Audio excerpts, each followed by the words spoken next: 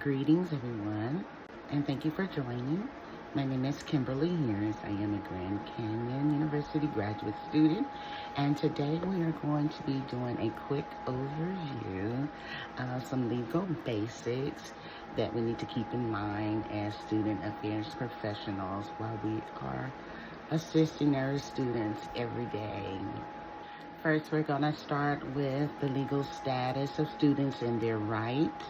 When we talk about legal status of college students, we mean that they are seen as independent adults under the law.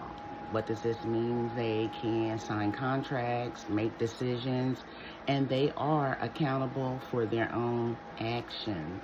With that adult status comes a bunch of rights. Students have their constitutional rights, which are things like freedom of speech and religion.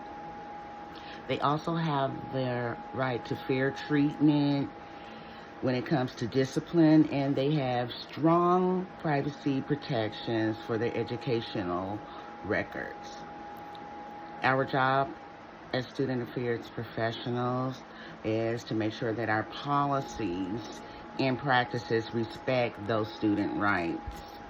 Now, on the contractual side, when students enroll, they basically enter into a contract with the institution.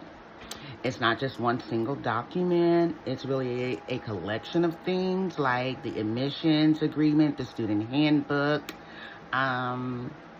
information published online, housing contracts, and so forth.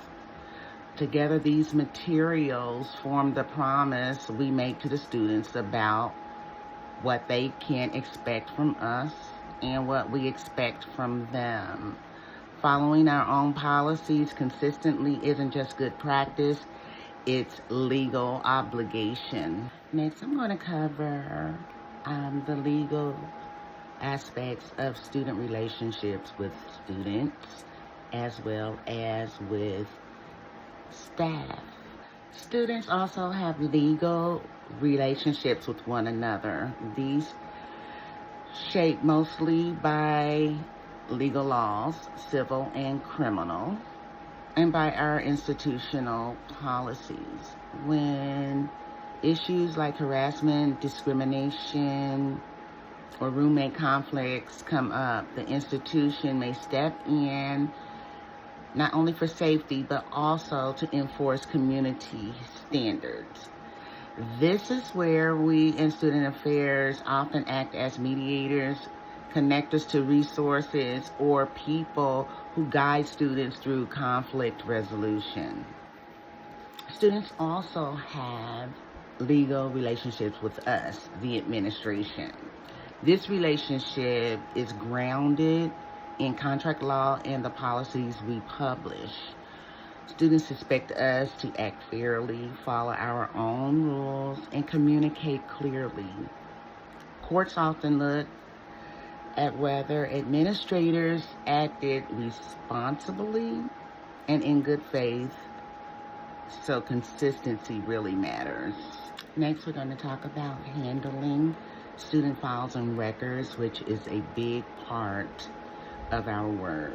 Here we have a huge responsibility.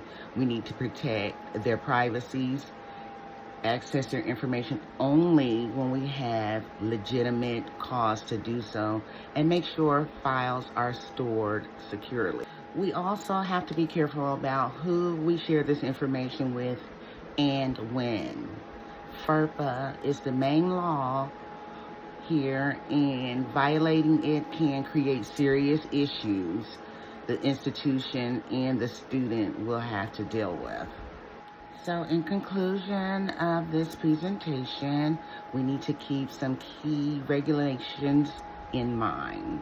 There are several major laws that guide us in student affairs. However, three major ones I'm going to reiterate are FERPA, F-E-R-P-A, which protects students' educational rights, Title IX, which deals with sex discrimination and sex misconduct, and the Clery Act, which requires us to report campus crime and keep students informed about safety issues.